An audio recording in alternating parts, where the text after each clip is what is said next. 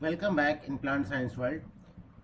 आज के इस वीडियो में हम लोग red rot of sugar cane यानी कि गन्ने के लाल सड़न रोग का फील्ड ऑब्जर्वेशन करेंगे, प्रैक्टिकल डेमोन्स्ट्रेशन करेंगे और हम ये देखेंगे कि जब फील्ड में शुगर केन का प्लांट लगा होता है तो उसमें किस तरीके से फंगस का इन्फेक्शन होता है और वो कब आप उसको ऑब्जर्व कर सकते हैं, फील्ड में कैसे उसका आइडेंटिफिकेशन कर सकते हैं, उसके सिम्टम्स को कैसे समझ सकते हैं आप, और उसका फिर हम लोग प्रैक्टिकल डिमॉन्स्ट्रेशन करके ये देखेंगे कि किस तरीके से pathogen red rot of sugar cane का पैथोजन जो कि एक सैप्रोफिटिक फंजाई है कोलेटोट्राइकम फल्केटम, उससे किस तरह से इन्फेक्शन कॉज कर सकता है करता है और क्या उसका पैथोजन है, कौन से स्पोर हैं जो इस डिजीज़ के लिए रिस्पॉन्सिबल हैं। मैं डॉक्टर प्रशांत सिंह आज मैं प्रैक्टिकल के थ्रू आपको समझाने का प्रयास करूंगा कि red rot of sugar cane क्या है, जो आपके प्रैक्टिकल एग्जाम में और थियरी एग्जाम में दोनों में बहुत इम्पॉर्टेंट है। तो वीडियो के अंत तक बने रहिएगा और ताकि आपको सारी इंफॉर्मेशन मिल पाए कि किस तरीके से प्रैक्टिकल आप लोग परफॉर्म करेंगे लैब में। ओके, अब हम लोग चलते हैं फील्ड ऑब्जर्वेशन के लिए और सैंपल कलेक्शन के लिए। आप देखिए ये गन्ने का खेत है जो कि वाराणसी डिस्ट्रिक्ट से शूट किया गया है। यहाँ आप देख रहे हैं कि प्लांट में रेड रॉट का इन्फेक्शन हो चुका है। देखिए ये सारा स्टेम जो है इन्फेक्टेड है, ये प्लांट पूरी तरीके से इन्फेक्टेड है। यहाँ पे सिम्टम्स क्लियरली विजिबल हैं स्टेम एरिया में, और ये इसको गन्ने का लाल सड़न रोग कहते हैं। यहाँ जहाँ पे होता है ये पूरा का पूरा खेत नष्ट हो जाता है, सारे पौधे सड़ जाते हैं, शुगर क्वांटिटी ख़राब हो जाती है। इसकी शुरुआत सीडलिंग स्टेज में ही हो जाती है क्योंकि फंगल माइसीलियम तो सॉइल में मौजूद है, ये सॉइल बॉर्न डिजीज़ है। अब देखिए यहाँ पे लीफ में पूरा इन्फेक्शन है, स्टेम में इन्फेक्शन है, ये देखिए पूरा का पूरा मिड वेन इन्फेक्टेड हो चुका है। यहाँ शुरुआत होती है फंगस की, इन्फेक्शन की शुरुआत होती है लीफ के मार्जिन से और फिर ये पहुँचता है मिड वेन तक और ब्लड रेड कलर के स्पॉट्स नज़र आते हैं लीफ में। ठीक है, तो these all are infected plant. यहाँ से हम लोग स्पेसिमेन कलेक्ट करके ले जाएंगे। Red rot of sugar cane जो कि शुगर केन प्लांट में होने वाला एक फंगल डिजीज़ है, इसका प्रैक्टिकल डेमोन्स्ट्रेशन करेंगे। शुगर केन हमारे यूपी, बिहार और हमारे ईस्टर्न इंडिया का एक बहुत कॉमन क्रॉप है। ये क्रॉप जो खेतों में लगाया जाता है, रेनी सीजन के बाद इसमें डिजीज़ लग जाते हैं, डिजीज़ अपीयर हो जाते हैं। That disease is called red rot of sugar cane and the pathogen of disease is Colletotrichum falcatum which is the fungus of class Deuteromycetes. तो हम फंगल के डिजीज़ का जो इन्फेक्शन वाला प्लांट है वो हमने कलेक्ट करके ले आया फील्ड में, जैसा कि आपने देखा। अब उस डिजीज़ के हम लोग प्रैक्टिकल को डेमोन्स्ट्रेट करेंगे और देखेंगे कि पैथोजन कैसे डिजीज़ को कॉज कर रहा है।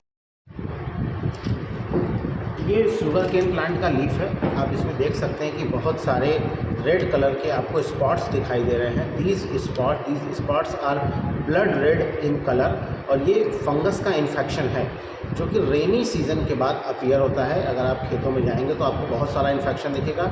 ये इन्फेक्शन सबसे पहले first leaf stage, second leaf stage यानी कि जब पौधा सीडलिंग स्टेज में होता है तब अपीयर होता है और धीरे धीरे ये ऊपर की तरफ बढ़ते जाते हैं और फाइनली ये इन्फेक्शन शुगर केन में भी पहुंच जाता है, यानी कि गन्ने के फ्रूट्स में पहुंच जाता है। आप ये देख सकते हैं कि दिस इज़ द आप ये देख सकते हैं ये एक इन्फेक्टेड सीड है। आप इसमें देखेंगे कि रेड रॉट का इन्फेक्शन, ये गन्ने का एक टुकड़ा है जो कि मैंने कलेक्ट आउट किया है फील्ड से। And this is the sugarcane, एक मैच्योर शुगर केन है। आप इसमें इन्फेक्शन देख सकते हैं। ये इन्फेक्शन बहुत लाइट इन्फेक्शन है जो कि डॉट के फॉर्म में यहाँ दिखाई दे रहा है। This is the infection of sugar cane this point. और अभी जब ये इन्फेक्शन बहुत ज़्यादा हो जाएगा, चूँकि अभी गन्ना जो है अभी खेतों में लगाया जाता है आफ्टर रेनी सीज़न।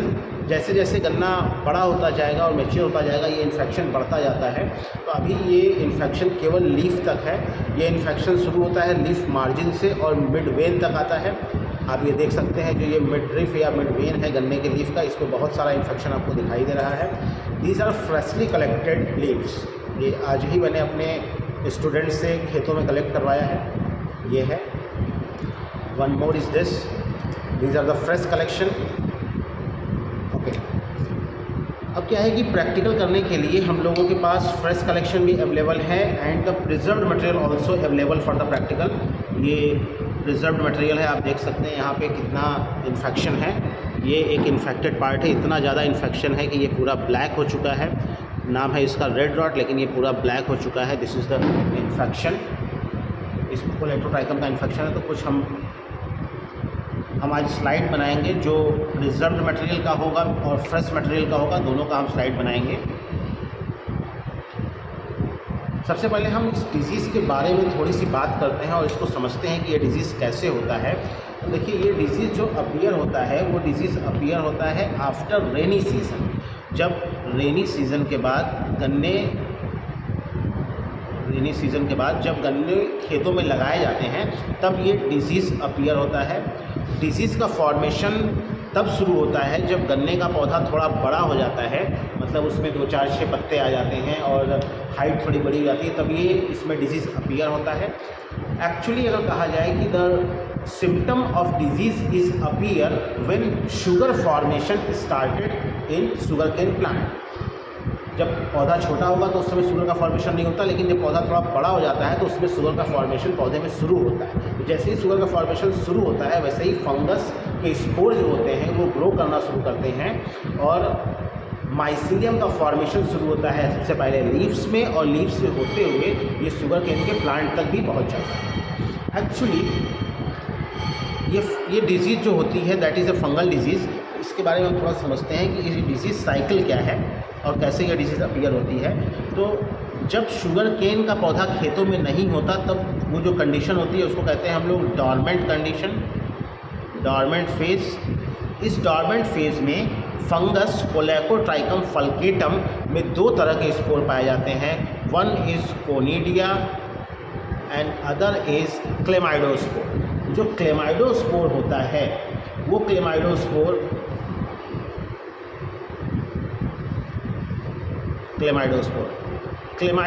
जो होता है ये पेरिनेशन करता है। क्लेमाइडोस्पोर जो होता है पेरिनेशन का काम करता है, मतलब कि डिजीज़ को ट्रांसमिट करता है from one season two other season. यानी कि जो क्लेमाइडोस्पोर होते हैं ये सॉइल में पाए जाते हैं। ये सॉइल है, डॉर्मेंट कंडीशन में ये सॉइल यहाँ पड़ा हुआ है, ज़्यादा सॉइल। यहाँ पे क्लेमाइडोस्पोर मौजूद है। ये क्लेमाइडोस्पोर जो होते हैं वो डॉर्मेंट फेज में होते हैं। आप जानते हैं कि chlamydospore are the resting spore. These are the Chlamydospora fungus. Chlamydospore are the resting spore. जब शुगर केन का प्लांट लगाया जाता है पौधों में, ये शुगर केन का प्लांट लगाया गया पौधों में, सॉइल में ये शुगर केन का प्लांट लगाया गया, तो ये क्लेमाइडोस्पोर यहाँ से माइग्रेट करते हैं और पौधे तक पहुँच जाते हैं। पौधे के स्टेम तक ये पहुँचते हैं, वहाँ से लीफ तक पहुँचते हैं, वहाँ से शुगर केन तक पहुँचते हैं। यहाँ पे जाने के बाद ये ग्रो करते हैं और फंगस का माइसीलियम बनाते हैं और ये कहलाता है प्राइमरी इन्फेक्शन। प्राइमरी इन्फेक्शन यानी कि जब कभी गन्ना इस सॉइल में मौजूद था और जब गन्ने की कटाई हुई तो बहुत सारा फंगस का माइसीलियम सॉइल में गिर जाता है और सॉइल में गिरने के बाद वो क्लेमाइडोस्पोर का फॉर्मेशन करता है। क्लेमाइडोस्पोर एडवर्स कंडीशन में बनते हैं और ये रेस्टिंग स्पोर होते हैं। ये नॉन मोटाइल होते हैं, ये यहीं पड़े हैं and they are waiting for next coming season of sugar cane. जब अगले सीजन में यहाँ पे गन्ने की बुआई होती है तो इस बुआई में ये क्लेमाइडोस्पोर जो कि सॉइल में मौजूद हैं ये ग्रो करते हैं और इन्फेक्शन कॉज करते हैं। दूसरा चीज़ ये है कि जो ये गन्ने की बुआई हम लोग करते हैं, जो यहाँ पे सीड यूज़ किए जाते हैं, सीड आप जानते हैं कि छोटे छोटे गन्ने के टुकड़ों का ही सीड इस्तेमाल किया जाता है, सॉइल में लगाते हैं इसको। अगर इसमें इन्फेक्शन है और इसको अगले सीजन में यूज़ किया for growing of new plant, और अगर इसमें पहले से इन्फेक्शन है तो जो नया पौधा बनेगा वो भी इन्फेक्टेड होगा। ओके, तो ये क्लेमाइडोस्पोर गन्ने के प्लांट में पहुंच गए, शुगर केन के प्लांट में पहुंच गए and here they cause primary infection. ठीक है, आफ्टर सम टाइम जब यहाँ फंगस और ग्रो करता है, ग्रोथ ऑफ फंजाई, अब ये जब फंजाई और ग्रो करेगा तो ये बनाएगा कोनिडिया एंड कोनिडियोस्पोर। कोनिडिया कहें या इसको कहें कोनिडियोस्पोर।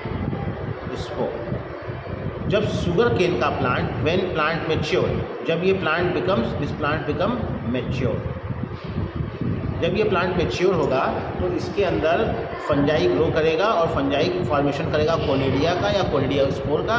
ये कोनिडिया या कोनिडियोस्पोर इन्फेक्शन कॉज करेगा in this plant and also this conidiospore can transmit, ये ट्रांसमिट हो जाएगा, ट्रांसमिट टू अदर प्लांट, ये दूसरे प्लांट में भी ये कोनिडियोस्पोर ट्रांसमिट होगा और वहाँ जाके ये डिजीज़ कॉज करेगा। ओके, तो आज हम लोग जो सेक्शन कटिंग करेंगे, हम लोगों को करना क्या है कि डिजीज्ड एरिया से, ये जैसा कि आप यहाँ देख रहे हो, ये जो कलेक्टेड सैंपल्स हैं इसमें बहुत सारा इन्फेक्शन जो आप देख रहे हो ये प्रिजर्व सैंपल है। इसके अलावा जो मैंने आज ये फ्रेश कलेक्शन करवाए हैं जिसमें ये आप देख रहे हैं कि ये जो इन्फेक्शन एरिया है, इस इन्फेक्शन एरिया से जब हम स्लाइड बनाएंगे तो इसमें क्या दिखेगा, इसमें फंगस कोलेटोट्राइकम फल्केटम के माइसीलियम दिखेंगे और इसमें कोनिडियोस्पोर दिखेंगे या कोनिडिया दिखेगा। तो जब हम इसका टीएस काटते हैं तो सबसे पहले लीफ के सेल्स होंगे, मीजोफिल सेल्स, ये लीफ के सेल्स हैं, ये सारे लीफ के सेल्स हैं, these are the cells of leaf. ये सबसे ऊपर की तरफ इनका होगा एपिडर्मिस, ये लीफ के सेल्स होंगे बहुत सारे। अब इसी लीफ के सेल्स में फंगस का माइसीलियम ग्रो करेगा। अब ये माइसीलियम ग्रो करके इस तरीके से पॉइंटेड स्ट्रक्चर बनाएंगे। ये फंगस का माइसीलियम है। The mycelium of fungus is septate,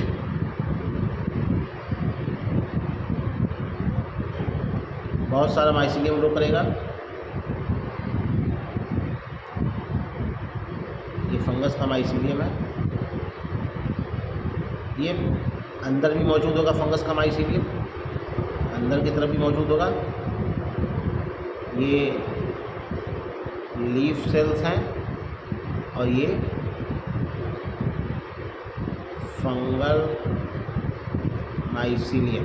okay, ये जो फंगल माइसीलियम है जो कि पॉइंटेड हो जाता है, इसको हम लोग कहते हैं, इस फंगल माइसीलियम को हम लोग नाम देते हैं सीटी। और यही सीटी का जो बेसल पोर्शन होता है ये कहलाता है कोनिडियोफोर। और बहुत सारे कोनिडिया का फॉर्मेशन होगा, कोनिडिया जो कि सिंगल सेल्ड स्ट्रक्चर होगा, ये कोनिडिया का फॉर्मेशन होगा। ये लीफ सेल्स के ऊपर बहुत सारे कोनिडिया लगे होंगे, ये थोड़े से कर्व्ड होते हैं, इस टाइप के कोनिडिया यहाँ दिखाई देंगे और फंगस का सेप्टेट माइसीलियम दिखाई देगा। तो जब हम दीज आर कोनिडिया, जब आप डिजीज़्ड एरिया से, जो डिजीज़ एरिया है लीफ में, जैसे ये देखिए ये डिजीज़ एरिया है, इन डिजीज़ एरिया से अगर हम सेक्शन काटते हैं तो हमें ये स्ट्रक्चर दिखाई देगा, लीफ की सेल्स दिखाई देंगी, ये सारे लीफ के सेल्स हैं, इसके ऊपर ये फंगल माइसीलियम दिखाई देंगे और बहुत सारा कोनिडिया दिखाई देगा। ये कोनिडिया एक प्लांट से दूसरे प्लांट तक ट्रांसमिट होते हैं by wind, bye insects, by human also, and they cause infection to other plant and this type of infection is called secondary infection. Okay, तो red rot of sugar cane का जो primary infection होता है that is by chlamydospore and the secondary infection is by conidiospore और conidia. Okay, तो अब हम slide का फॉर्मेशन करते हैं। स्लाइड का फॉर्मेशन करने के लिए, स्लाइड बनाने के लिए स्लाइड प्रिपेयर करेंगे। स्लाइड प्रिपेयर करने के लिए सबसे पहले कुछ हम लोग स्लाइड लेंगे, जो स्लाइड क्लीन होनी चाहिए, आपके स्लाइड के ऊपर स्पॉट नहीं होना चाहिए। अगर स्लाइड पे स्पॉट रहेगा तो आप जानते हैं कि फिंगरप्रिंट्स के स्पॉट दिखेंगे माइक्रोस्कोप में। स्लाइड्स को क्लीन कर लीजिए। आपका प्लेटफॉर्म साफ़ होना चाहिए। ये मैंने पहले से 3-4 स्लाइड्स की क्लीन करके रखी हुई हैं। ओके, अब हम एक पेक्टर डिश लेंगे।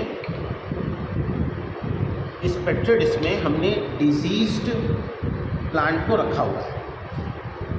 ये जो डिजीज सैंपल है इसको मैंने यहाँ रखा हुआ है पेक्टर प्लेट में। अब हमें इसका सेक्शन काटना है।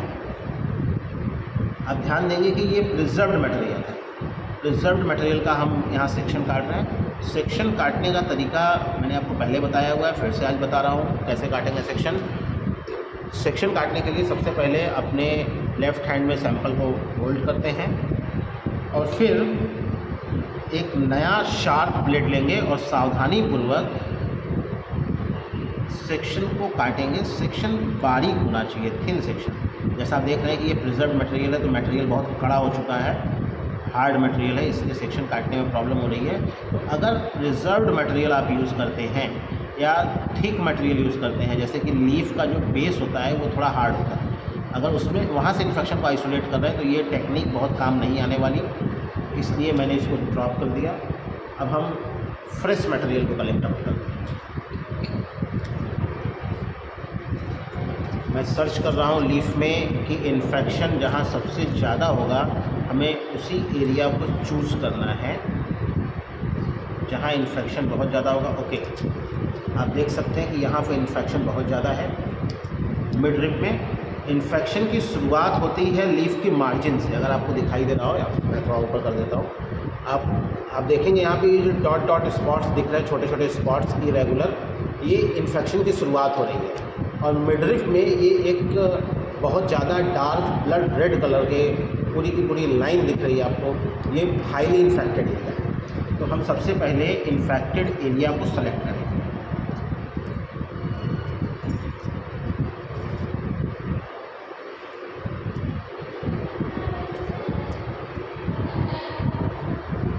ओके, ये हमने इन्फेक्टेड एरिया को ले लिया।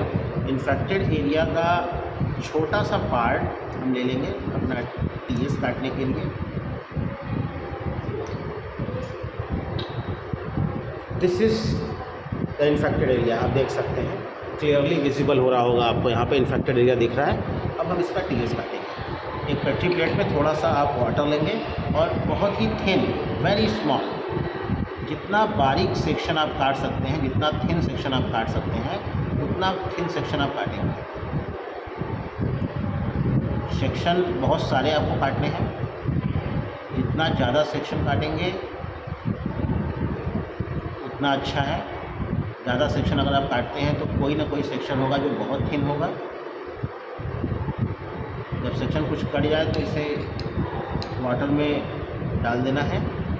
आप कोशिश ये करेंगे कि आपका मटेरियल थोड़ा सा वेट हो, क्योंकि अगर मटेरियल वेट होगा तो सेक्शन जो आप काटेंगे वो इधर उधर हवा से डिसलोकेट नहीं होंगे। मैं सेक्शन काट रहा हूँ, मैंने कुछ सेक्शन काट रखे हैं पहले से।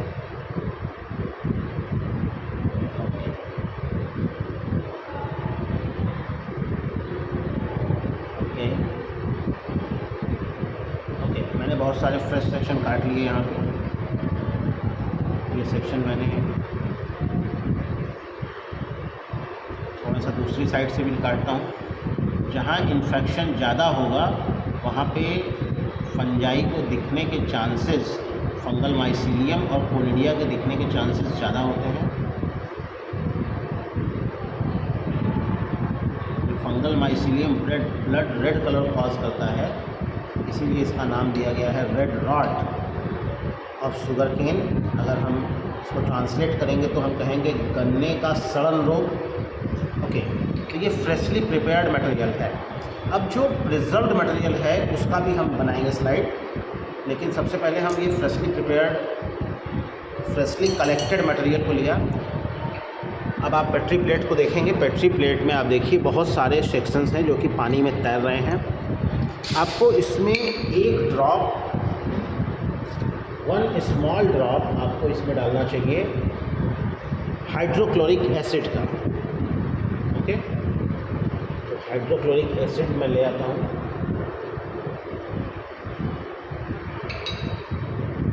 ओके, इसमें हम 1-2 ड्रॉप HCl डालेंगे, डाइल्यूटेड HCl। देखिए ये किसी बुक में नहीं लिखा हुआ है, प्रैक्टिकल हैंडलिंग में आपको सिखा रहा हूँ। हमने इसमें डाइल्यूटेड HCl इसलिए डाला है क्योंकि HCl जो होता है सेल्स को डायलेट करता है।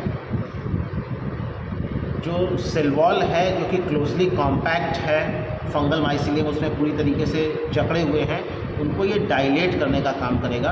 अब इसको हम कुछ देर के लिए छोड़ देंगे जब तक HCl अपना इफ़ेक्ट दिखाएगा। ओके, एंड ये जो हमारा प्रिजर्व मटेरियल है इसमें भी HCl डालना चाहिए। इसमें भी मैंने 4-5 बूंद HCl डाल दिया है, 4-5 ड्रॉप मैंने HCl डाल दिया है। ये जो HCl है ये अगेन इस मटेरियल को डाइलेट करेगा। ठीक है, ये प्रिजर्व मटेरियल मैंने पहले से HCl में भिगा के रखा हुआ था, कुछ देर के लिए मैंने वेट कर दिया था। तो सबसे पहले ये जो मटेरियल है प्रिजर्व्ड वाला, ये काफ़ी हार्ड है। मैं इसका सेक्शन काट रहा था तो नहीं काट रहा था, आपने देखा था। तो इसको हम लोग स्क्रैच करेंगे with the help of needle. इसको स्लाइड पे डायरेक्ट रखते हैं और इसको स्क्रैच करते हैं with the help of needle. You can use forcep also to scratch this material. Okay, देखिए मैंने थोड़ा सा पार्ट इसको स्क्रैच कर लिया है। एक ये हमारी स्लाइड बन गई, जो परमानेंट स्लाइड, जो परमानेंट स्टोर्ड मटेरियल की स्लाइड है। इस पे हम अब कवर स्लिप रखेंगे और इसे थोड़ा सा क्रश करेंगे। पहले इसको क्रश कर लेते हैं। क्रश करने से पहले one single drop of water हम डालेंगे ताकि मटेरियल सूखे ना। डाल दिया। अब इसे हम लोग फॉर्सेप की सहायता से क्रश करेंगे। ध्यान रखेंगे, ज़्यादा क्रश करेंगे तो हमारी स्लाइड टूट सकती है या ख़राब हो सकती है।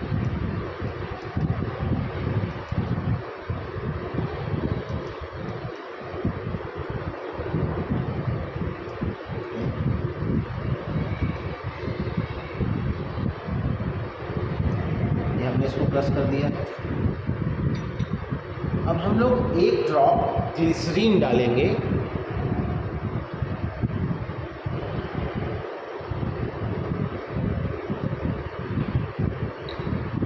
एक स्मॉल ड्रॉप हम ग्लिसरीन डालेंगे। This is glycerine. ग्लिसरीन के बाद हम इसके ऊपर कवर स्लिप रखेंगे। कवर स्लिप आप अप्लाई नहीं करते जल्दी जल्दी में, आप प्रैक्टिकल करते हैं अगर, तो कवर स्लिप अप्लाई करने से क्या होता है कि आपका माइक्रोस्कोप सेफ रहता है। जो कवर स्लिप रखने का तरीका है, सबसे पहले कवर स्लिप को रख के इसको एक हाथ से पकड़ लेते हैं और निडल की सहायता से धीरे धीरे कवर स्लिप को स्लाइड के ऊपर रख देंगे, अप्लाई कर देंगे ना। अब आप देखोगे कवर स्लिप रखने के बाद सारा मटेरियल स्लाइड पे फैल गया है। इसको थोड़ा सा हम लोग प्रेस करेंगे। आप ब्लॉटिंग पेपर का इस्तेमाल कर सकते हैं। ब्लॉटिंग पेपर का इस्तेमाल करके आप स्लाइड को ड्राई कर सकते हैं। जो extra glycerine and water cover slip के बाहर है, आप उसे सुखा सकते हैं। इसको थोड़ा अच्छे से और क्रश कर दीजिए। यस, ये हमने इसे क्रश कर दिया है। ये जो स्लाइड मैंने बनाई है, आपने देखा कि ये स्लाइड हमारे पास जो पहले से प्रिजर्व मटेरियल था उस मटेरियल का इस्तेमाल किया है और उसको हमने स्क्रैच कर लिया था। ये जो हार्ड मटेरियल था, इस हार्ड मटेरियल को स्क्रैच कर लिया था। स्क्रैच करके इस पर रख के इसको मैंने क्रश किया। क्रश करने के बाद कवर स्लिप अप्लाई कर दिया। अब ये स्लाइड रेडी है माइक्रोस्कोपिक एग्जामिनेशन के लिए। ओके, नाउ हम एक और स्लाइड बनाने वाले हैं, 2-3 स्लाइड बनाएंगे। अब देखिए, ये इन्फेक्टेड शुगर केन का पार्ट है। ये शुगर केन का इन्फेक्टेड पार्ट है। आप देख रहे हैं इसमें कितना ज़्यादा इन्फेक्शन है। अब चूँकि ये गन्ना है तो इसका भी हम सेक्शन नहीं काट सकते, तो इसमें से फॉर्सेप की सहायता से हम थोड़ा सा इन्फेक्टेड एरिया को ले लेंगे, बहुत थोड़ा सा, because we are going to observe under microscope. तो हमें इन्फेक्टेड एरिया बहुत ज़्यादा नहीं चाहिए, थोड़ा ही चाहिए। ये थोड़ा सा इन्फेक्टेड एरिया हम यहाँ से ले लेंगे। एक्स्ट्रा एरिया जो है उसको हटा देंगे, थोड़ा सा इन्फेक्टेड एरिया। इसको मैंने पहले से HCl में डिप करके रखा हुआ था। Again we are using 1 drop of water on it और इसे हम फिर से क्रश करेंगे। एक ये लीफ से बनाया हुआ सैंपल होगा स्लाइड और दूसरा ये शुगर केन से बनाया हुआ स्लाइड है। इसको थोड़ा कम कर लीजिए क्योंकि ज़्यादा रहेगा। स्लाइड अगर थिक बनेगी तो कुछ नहीं दिखेगा आपको। स्लाइड का जो मटेरियल है वो बहुत थिन होना चाहिए।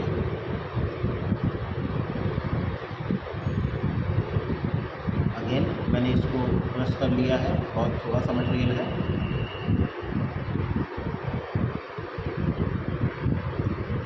You can use needle and forceps. मेरी तरह आप हाथ मत लगाइएगा। और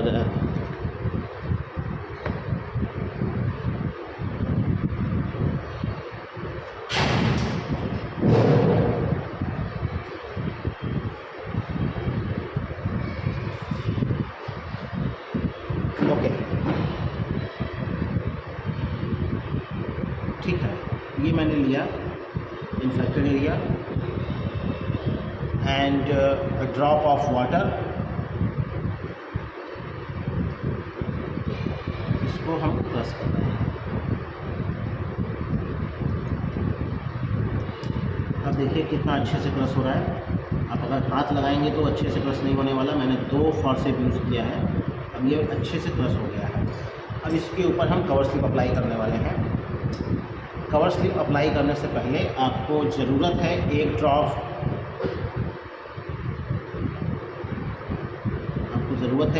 ग्लिसरीन की। ग्लिसरीन डालने से कवर स्लिप अच्छे से प्लेस्ड हो जाएगा।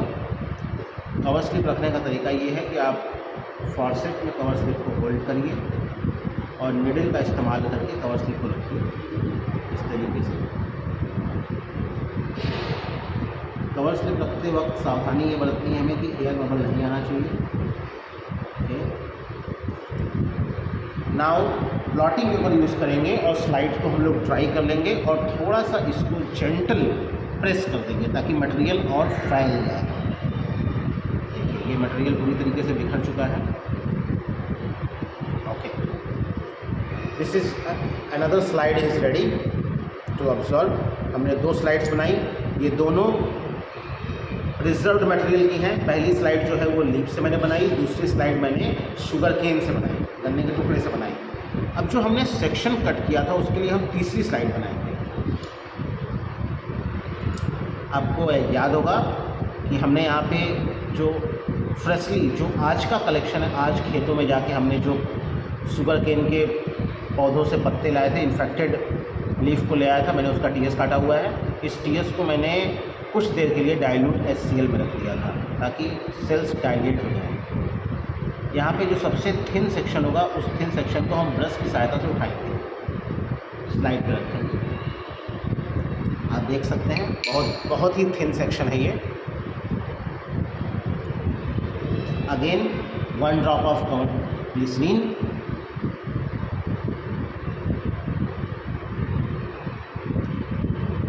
Then cover slip.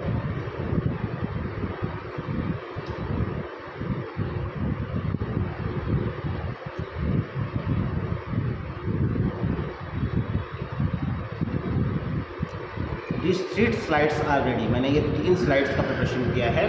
2 preserved material से बनाया। पहली स्लाइड प्रिजर्व्ड लीफ से, दूसरी स्लाइड प्रिजर्व्ड शुगर केन से और तीसरी स्लाइड फ्रेशली कलेक्टेड लीफ से बनाया जो आज का ही कलेक्शन था। Now this slide are ready to observe under microscope. वहाँ पे हमें बहुत सारा इन्फेक्शन दिखेगा तो हम माइक्रोस्कोप की तरफ चलते हैं। Now the slides are ready for examination under microscope.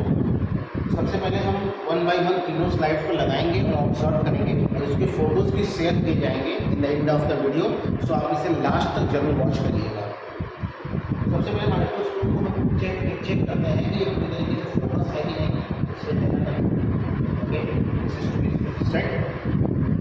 मैं इसमें प्रिजर्व्ड मटेरियल का जो लीफ है उसका टीएस लगा रहा हूँ, उसको स्क्रैच किया गया है।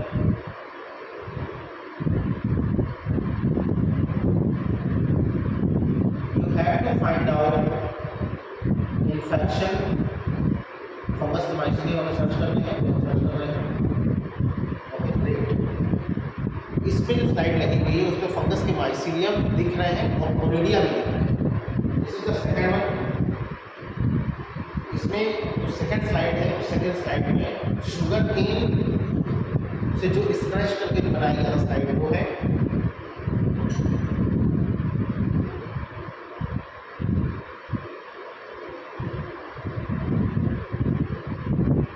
In this fungus mycelium is also present, and the third one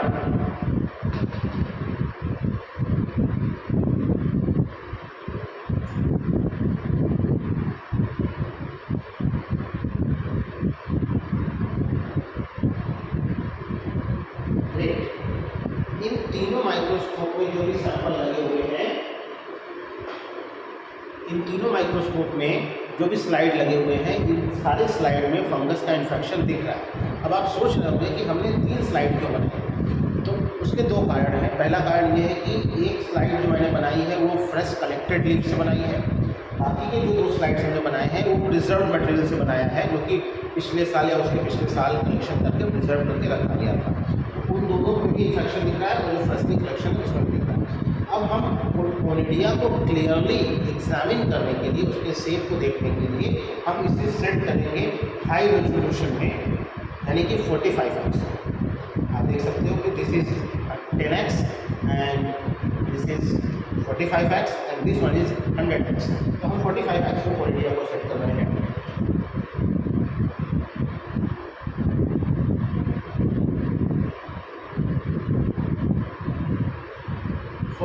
x में स्लाइड को लगाते वक्त हम ये ध्यान रखते हैं कि ऑब्जेक्टिव लेंस कवर स्लिप के ऊपर आकर टच हो जाता है, तो हमें एडजस्टर नॉब को धीरे धीरे रोटेट करना है। अगर हम इसको झटके से रोटेट करेंगे तो हमारी स्लाइड टूट सकती है।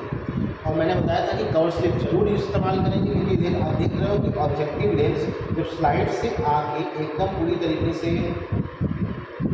चिपक जाता है, इन दिस कंडीशन अगर आप कवर स्लिप नहीं लगाएंगे तो आपका जो सैंपल है वो माइक्रोस्कोप के ऑब्जेक्टिव लेंस पे लग जाएगा और आपका माइक्रोस्कोप डैमेज हो सकता है। तो माइक्रोस्कोप भी डैमेज हो जाएगा, आपका रिजल्ट भी नहीं आएगा। So please use cover slip. This microscope में हम कोनिडिया को एग्जामिन करेंगे under 45x, that is high resolution.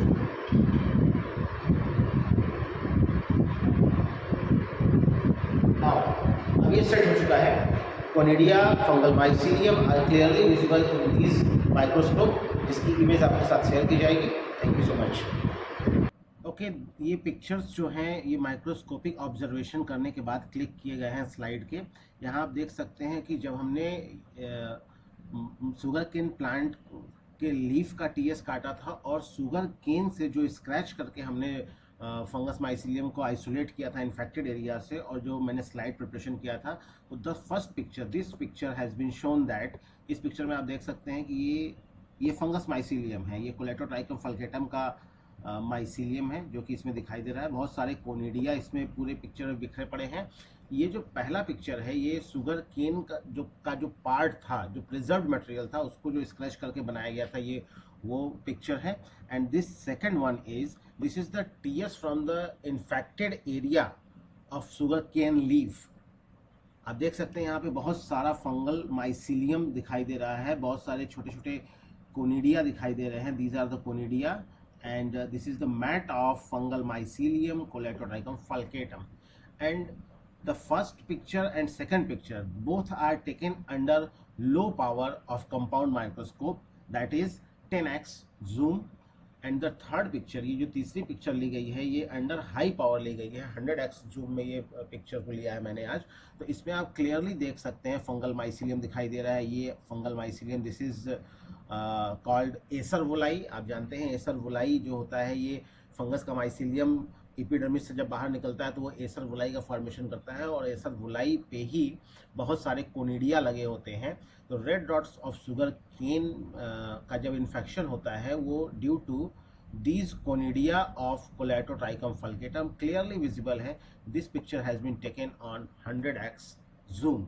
ठीक है, तो सारे कोनिडिया यहाँ दिख रहे हैं, और यही कोनिडिया एक प्लांट से दूसरे प्लांट तक डिस्पर्स करते हैं, ट्रांसफर होते हैं, ट्रांसमिट करते हैं by air, water and wind, by human interference also, and they cause secondary infection. ठीक है, तो this picture has been taken from microscope and clearly shown the fungus Coleotrichum falcatum। Thank you so much. अगर आपको ये practical demonstration समझ में आया और आपको ऐसा लगता है कि आपने कुछ सीखा, तो प्लीज़ चैनल को लाइक करिए, सब्सक्राइब करिए और शेयर करिए। Thank you so much.